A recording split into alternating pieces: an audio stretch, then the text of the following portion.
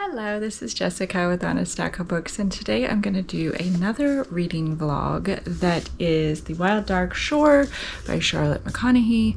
And I picked this up in a little free library and it just sounded awesome. It sounded like a really good read. I will just give you the inside cover version. It is a man named Dominic Salt. He is there with his 3 children, and they are the caretakers of Shearwater, a tiny island not far from Antarctica. Home to the world's largest seed bank, Shearwater was once full of researchers, but with sea levels rising, the Salts are now its final inhabitants. Until, during the worst storm the island has ever seen, a woman mysteriously washes ashore. Isolation has taken its toll on the Salts, but as they nurse the woman Rowan back to strength, it begins to feel like she might be what they need. Rowan, long accustomed to protecting herself, starts imagining a future where she could belong to someone again. But Rowan isn't telling the whole truth about why she set out for Shearwater. And when she discovers sabotaged radios in a freshly dug grave, she realizes Dominic is keeping his own secrets. As the storms on Shearwater gather force, they must all decide if they can trust one another to protect the precious seeds in their care before it's too late, and if they can finally put the tragedies of the past behind them to create something new together. So, sounds awesome. I'm excited to read this. And I picked this up in a little free library. I already said that, didn't I say that? But I just thought this would be a really good fall, sort of going into fall, September read. You know, here in Florida, we have to really put forth the effort to pretend and feel the fall weather. It doesn't actually get cold yet, but, you know. We get lots of storms. So, yeah, so I'm super excited to read this. And I want to see if anyone else has read it, heard of it, wants to read it. I will be reading the first. So the chapters are broken into the perspective of each character. And so I'm going to read this one. Rowan Fen is the daughter of Dominic, and then Dominic. And they're sort of short. And so we'll read those 3 to kind of get the 3 different perspectives to get a good feel of how the book is going to go. And then I will finish the book and come back with my reaction for the end of the video. So the last one, I liked how that worked. It was more wrapped up with a bow. So that is how I'm going to do my read with me, walk with me videos from now on. They are going to be vlog style. And this one we're more local. It's just a local park. I'm walking with my daughter. And so yeah, let's read Wild Dark Shore.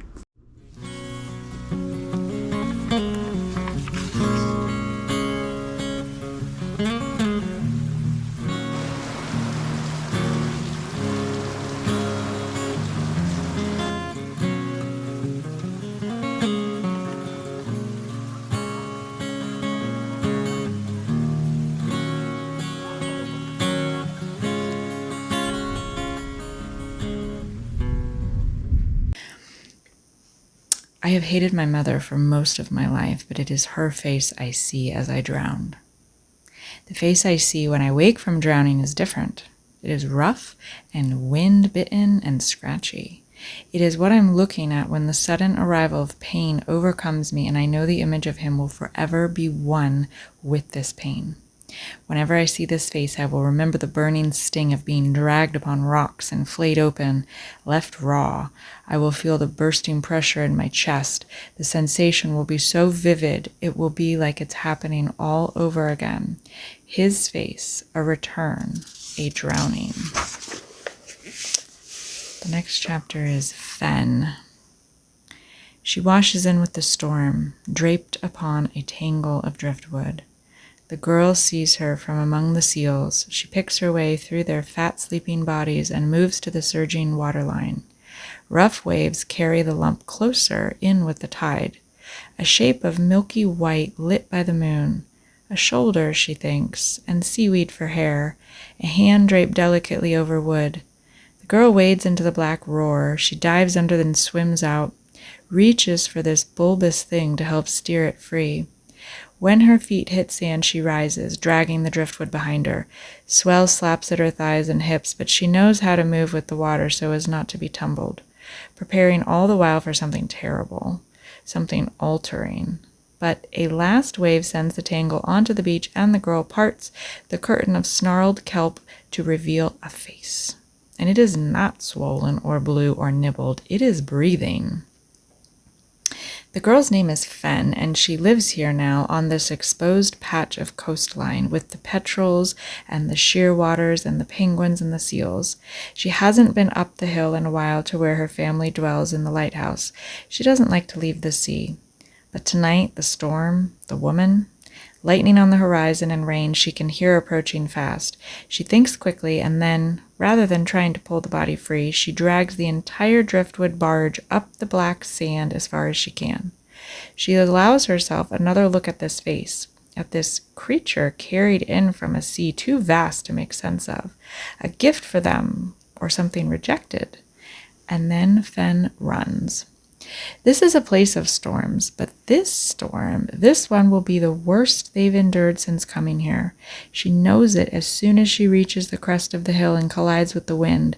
It takes her off her feet. In the distance, she can see the lights of the building. A white shape flies end over end through the air, a bedsheet from the clothesline. They all know not to hang things overnight. Someone will be in trouble for that lost sheet.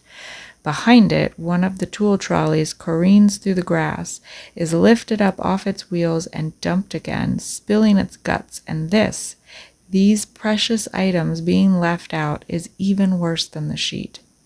In the end, she doesn't have to struggle all the way to the house. Her dad's been watching, and the second he sees her cresting the rise, he is running. They meet in the dark on the trail to the shore. Even his considerable size is nothing against this wind, and he's stooped almost double as he gathers her toward home. "Stop," she shouts. "Dad, we need Raph." "I'm here," says her brother, materializing to take her other side in arms, almost as big as her father's, both of them hurrying her on. "Wait," Fen says, knowing this time now will be divided into before and after. There's a woman. And then the last chapter I'm going to read is Dominic. "You are not meant to have favorites, but my youngest is that. If only by a hair, and with a gun to my head. If I really, really had to answer, and not because we are most alike, that is my oldest in me. Not because we are least alike, that is my daughter in me. Maybe it is because he is curious and kind and so smart it can make your eyes water. Maybe it's because he whispers to the wind and hears its voice in return. Most likely I don't know why, but it may also be because for one brief moment long ago, I wished him dead. I leave my youngest safe and warm in bed. He is too little to be taken out into a storm, though he'd rather not be left behind. The rain has come. As I follow my two eldest to the beach, the seals have retreated below the waves.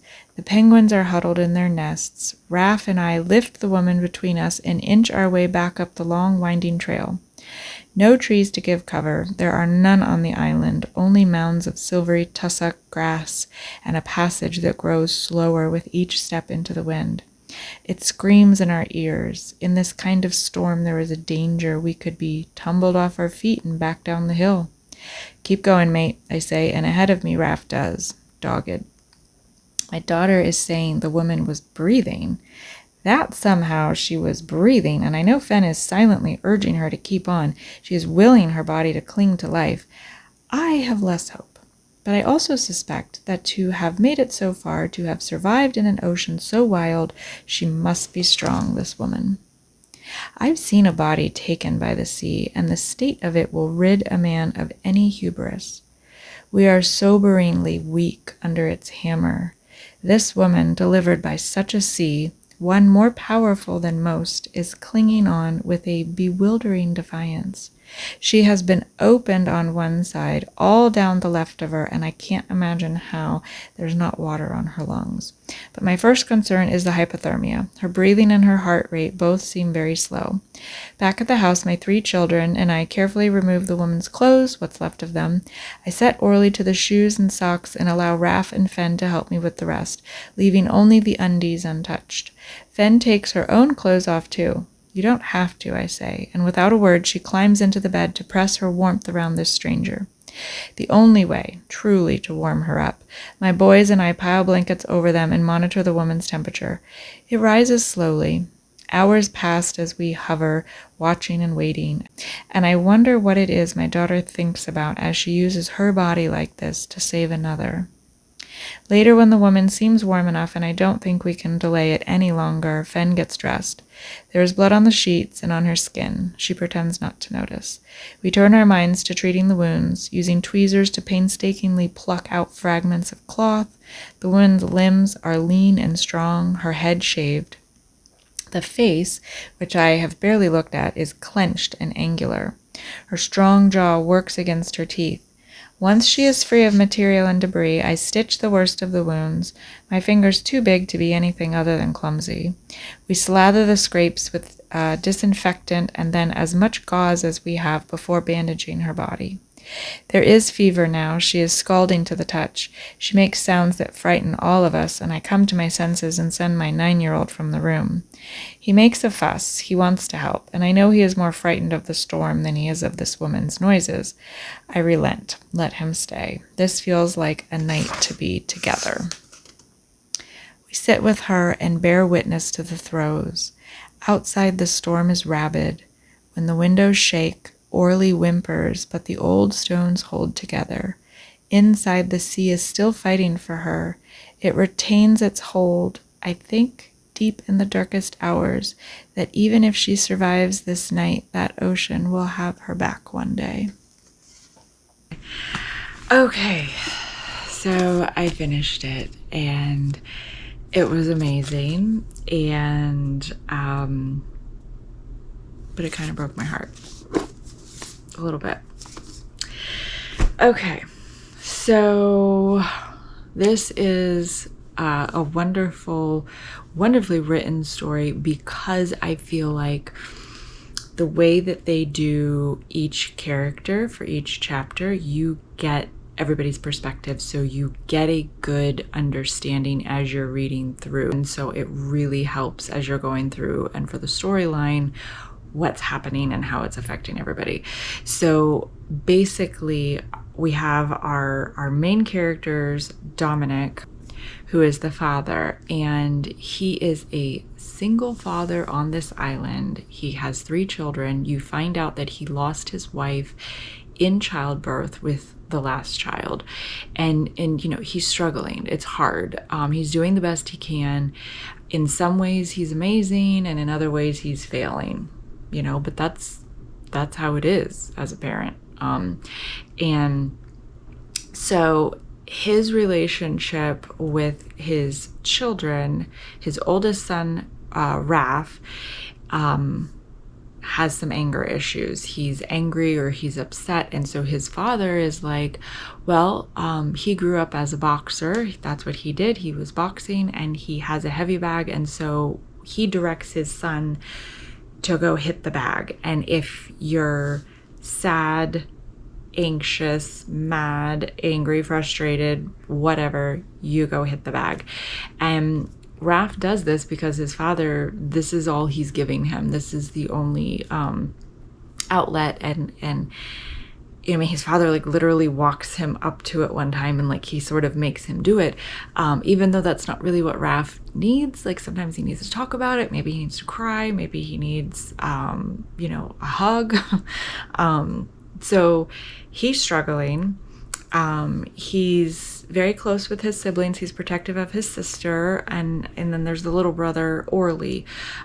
So his sister, Fen, she, by her own choice, she stays down on the shore, like all the time. She is with the seals, and she literally will like hunker down and sit in between them. She helps them when they're giving birth to, new seals, and there's a boathouse that's right there that she will stay in when the weather's really bad, but she basically is on the shoreline, and that is her choice. And her dad lets her do this. He doesn't love it. He would rather she's up at the house, but he lets her stay there.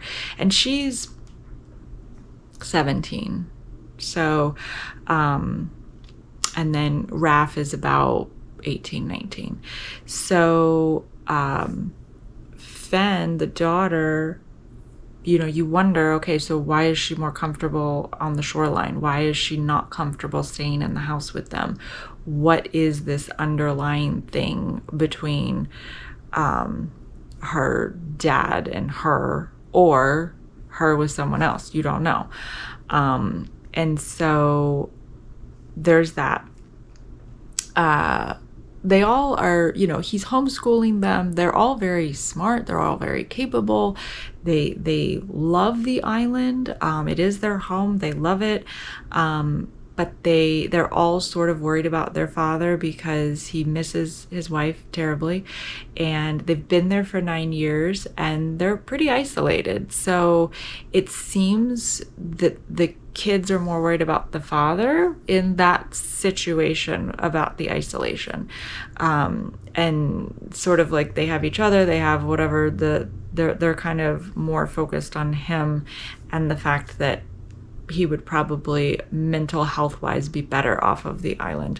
And then the son, Orly, is about 9 years old, and he is the type of kid that, talks nonstop, questions, he's curious, he's smart, he remembers everything. He's in the seed bank, he's talking to the researchers and the scientists, he's with his dad and his siblings, and he's just in all of it, and he is just a delightful little boy. Well, when this woman washes ashore and they bring her in and they, hope to rescue her, keep her alive, they're not sure, then Orly develops a fascination and just sort of follows her around because she's somebody new. And so they're all sort of fascinated by her, but they're also leery of her because the timing is very questionable. Before she got there, they just discovered that their radios had all been smashed. And so they have no way of communicating with the outside world. They have no way of saying, hey, the weather's getting really bad and we've lost power. So that storm that brought Rowan to them, they lost their power, and they had 3 different forms. They had like the original, plan A, and then they had plan B and plan C, and everything got knocked out in the storm. So after the storm, when they go check for the damages, they had 2 wind turbines, and both of them have been flown off and they're in ditches and they're not usable. The solar cells that they have are scratched and damaged, and then there's a shed that houses the batteries, and that part of the roof was ripped off and the batteries got damaged, and so now they have no power. It's like down to candles, and maybe if they do use some of the battery power or some of the solar power that they can scrounge for, it's minimal. So they're saving it for emergencies. So they've got this very precarious situation of weather and not having communication with the outside world, and this woman shows up, and it's very bizarre, and that she lived, and who is she and why is she there? And so they it's tense. And the main the reason why they are on this island, and the main job that they have from when they arrived on the island 9 years ago, was to maintain this seed vault. It is the largest in the world, and that's their main job. There are like housing for the scientists down. I mean, it's a big island, so there's definitely it's big enough that sometimes when they travel down to the seed vault or where these houses were set up, when it gets dark, they don't go back to the house. They just spend the night there because it's too far of a walk. So it's a good size. And the seed vault is massive. It's the largest in the world. But I get the impression that it's partially underground, because the problem is that now that they've lost power, there's no power to keep it the temperature that it needs to stay. And it needs to, I think it was like around negative 17 degrees, and it was rising.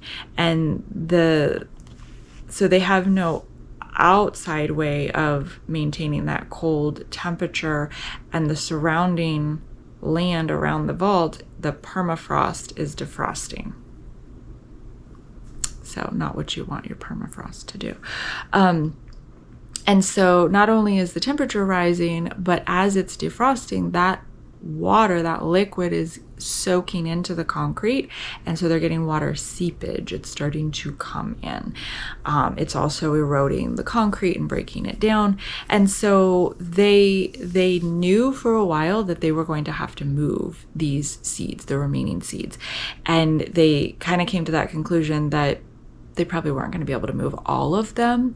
And so it's like some of the scientists were working on, okay, which ones are the most important, sorting them, and then so that they can be transported out. So it was a tedious process of deciding which ones do we keep, which ones are the most important, then sorting them from the other ones so that when the ship arrives, they can then take those. But the whole point of the seed vault is so that in the future, if something were to happen, they are able to repopulate the vegetation of the planet, to feed all the layers, the insects, the bugs, the birds, the animals, the people. So you can't just go, oh, okay, so we're just going to have all fruits and vegetables. You need all of them. And so there was some, like, how is the scientist deciding what to keep and what not to keep, and what is his motivation, and who do they agree with it, do they not agree with it, so there was some of that. Now in the years that they were on the island, the dad, Dominic, and the kids all interacted and had relationships with the different researchers, scientists that came in. And so the dad homeschooled them, and he also used that as a way that they could interact with other people, learn from them, these are scientists. So, they're intelligent, and they have a certain field that they're probably,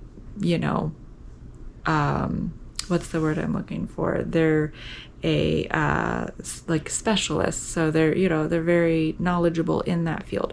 So you've got the animals, you've got the water and the currents, and all of the vegetation that's on the island, and then the seeds and all the chores and everything that they have to do. So that is what they're doing while they're there.